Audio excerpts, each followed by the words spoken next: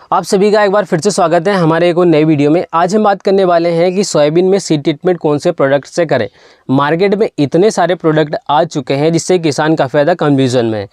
अब कुछ ऐसे प्रोडक्ट हैं जिसमें कि एक फंगीसाइड है, फिर किसी में 2 फंगीसाइड है, तो फिर किसी में एक फंगीसाइड है और एक इंसेक्टिसाइड है, तो फिर किसी में 2 फंगीसाइड है और फिर एक इंसेक्टिसाइड है। मतलब 3-3 मालिक्यूल मिलकर भी ऐसे ऐसे प्रोडक्ट आ रहे हैं। अब कुछ कंपनियां ऐसा बता रही हैं कि हमारा प्रोडक्ट बेहतर है और जो पुराने प्रोडक्ट हैं पूरे घटिया हैं, वो बिल्कुल बेकार है, उनका कोई भी रिजल्ट आपको नहीं मिलने वाला।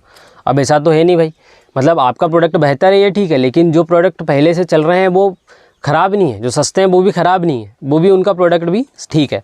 अब पहले क्या होता था कि पहले एक कल्टीवेटर होता था जिसमें कि खेत बन चुका होता था और किसान बोनी बिजाई कर देता था। उसके बाद क्या हुआ कि कल्टीवेटर डबल कर दिया जाता था। अब डबल कर दिया जाता, उसमें भी खेत बढ़िया हो गया था, उसमें भी खेत की आपकी बुआई हो जाती थी। फिर क्या हुआ कि कल्टीवेटर कर दिया, उसके बाद फिर रोटावेटर कर दिया, इसमें भी मतलब आपका खेत बढ़िया बन जाता है, खेत हर चीज़ में बनता है। उसके बाद फिर क्या होने लगा कि एक बार प्लाऊ कर दिया, प्लाऊ करने के बाद फिर आपका खेत बन गया। फिर क्या हुआ कि एक बार प्लाऊ कर दिया फिर कल्टीवेटर कर दिया, इसमें भी आपका खेत बराबर हो गया, बन के तैयार हो गया। फिर क्या हुआ कि आपने एक बार प्लाऊ कर दिया, फिर उसके बाद कल्टीवेटर कर दिया, फिर उसके बाद रोटावेटर कर दिया, इसमें भी आपका खेत बन गया। अब ये अपनी अपनी व्यवस्थाएं हैं, जिस प्रकार से आपको ज़्यादा पैसा खर्च करना है तो आप ज़्यादा पैसा खर्च कर दीजिए। अब अगर आप कल्टीवेटर कर रहे हो तो इसका मतलब ये नहीं है कि प्लाऊ ख़राब है, अगर आप प्लाऊ कर रहे हैं तो इसका मतलब ये नहीं कि रोटावेटर ख़राब है, आप रोटावेटर कर रहे हैं तो इसका मतलब ये नहीं कल्टीवेटर ख़राब है। हर एक चीज़ अपनी जगह सही है। अगर आप डबल कल्टीवेटर करते हो तो भी खेत बन जाता है, अगर आप सिंगल रोटावेटर करते हो तो भी खेत बन जाता है। मतलब हर एक चीज़ अपनी अपनी जगह। उसी प्रकार से मैं आप सभी को ये समझाना चाहता हूँ कि अगर आप साफ प्रोडक्ट का यूज़ करते हैं, जैसे कि इसमें कार्बेंडाजिम और मैनकोजेब आता है, तो कार्बेंडाजिम और मैनकोजेब ख़राब नहीं है, लेकिन क्या है कि उसका रेट थोड़ा सा आपको कम मिलता है। मतलब सिंगल कल्टीवेटर वाली बात होगी। उसके बाद अगर बीटाबैक्स की बात करें तो बीटाबैक्स ऐसा है कि इसका थोड़ा सा बेहतर रिजल्ट मिलता है। मतलब ये कि आप डबल कल्टीवेटर कर दो, इस प्रकार से इसका रिजल्ट मिलता है। उसके बाद फिर अगर गौचो की बात करें, एवरगोल्ड की बात करें, ज़िलोरा की बात करें, तो इसमें होता है कि एक कल्टीवेटर कर दो और फिर उसके बाद फिर एक रोटावेटर कर दो, इसमें आपका खेत A1 क्वालिटी में बन जाएगा, डायरेक्ट फिर बोनी कर दो। तो इस प्रकार से ज़िलोरा एवरगोल्ड गौचो का मिलने लगा। उसके बाद फिर क्या हुआ कि कैस्केट आ गया। अब कैस्केट में आपको क्या बताया गया कि प्लाऊ कर दो, प्लाऊ करने के बाद कल्टीवेटर कर दो और कल्टीवेटर करने के बाद फिर रोटावेटर कर दो। मतलब आपने प्लाऊ कर दिया, गहरी जुताई हो गई भयंकर, उसके बाद फिर कल्टीवेटर कर दिया, इसमें नालियाँ पूरी बराबर हो गई, उसके बाद फिर आपने रोटावेटर कर दिया, इसमें खेत बिल्कुल आपका समतल हो गया, बराबर हो गया। तो ऐसी कहानी कैस्केट की है।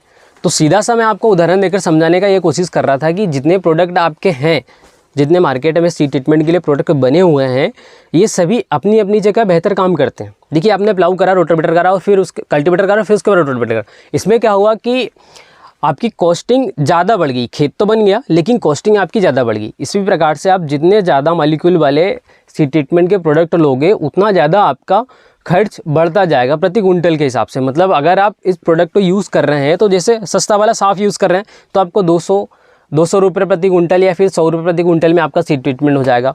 उसके बाद जैसे कि आप गौचो ज़िलोरा पे जा रहे हैं तो आपका 500-600 रुपये प्रति कुंटल का आपका सीड ट्रीटमेंट होगा। उसके बाद फिर आप कैस्केट पे जा रहे हैं या फिर महंगे प्रोडक्ट पे जा रहे हैं तो एवरगोल्ड पे जा रहे हैं तो इसका आपका 700 रुपये, 800 रुपये, 900 रुपये प्रति कुंटल के हिसाब से आपका सीड ट्रीटमेंट होगा। तो ये कहानी रहती है। जिनके पास ज़्यादा पैसा है वो अच्छा वाला प्रोडक्ट यूज़ कर सकते हैं, और जिनके पास थोड़ी सी क्वांटिटी कम है यार, फिर बजट में अपना काम करना चाहते हैं, तो आप साप का भी यूज़ कर सकते हैं, बीटाबैक्स का यूज़ भी कर सकते हैं। और अगर आपके पास इमिडाक्लोपिड रखा हुआ है तो आप उसका भी यूज़ कर सकते हैं। ऐसा नहीं कि आप FS फार्मूलेशन का ही सीड ट्रीटमेंट करें। तो ओवरऑल मेरा आप सभी से ये कहना है कि अगर आप सीड ट्रीटमेंट नहीं करके अगर बिजाई कर रहे हैं तो इससे बेहतर है कि आप सस्ता वाला ले लो, लेकिन सीड ट्रीटमेंट ज़रूर करो। इसी के साथ हमारा एक और नई वीडियो आने वाला है जिसमें हम आप सभी को ये बताने वाले हैं कि कौन से प्रोडक्ट में कौन सा टेक्निकल होता है और प्रति कुंटल के हिसाब से आपको कितना इसका कॉस्ट पड़ने वाला है और कौन कौन से इसमें टेक्निकल रहते हैं और ये किस प्रकार से काम करते हैं। तो इन सभी के बारे में डिटेल से एक ज़बरदस्त वीडियो आने वाला है। तो अगर आपने अभी तक हमारा चैनल सब्सक्राइब नहीं किया है तो प्लीज़ सब्सक्राइब करें, और वीडियो को शेयर करने की तो आपको बोलने की ज़रूरत है ही नहीं, अगर आप शेयर करोगे तो और अच्छी बात है।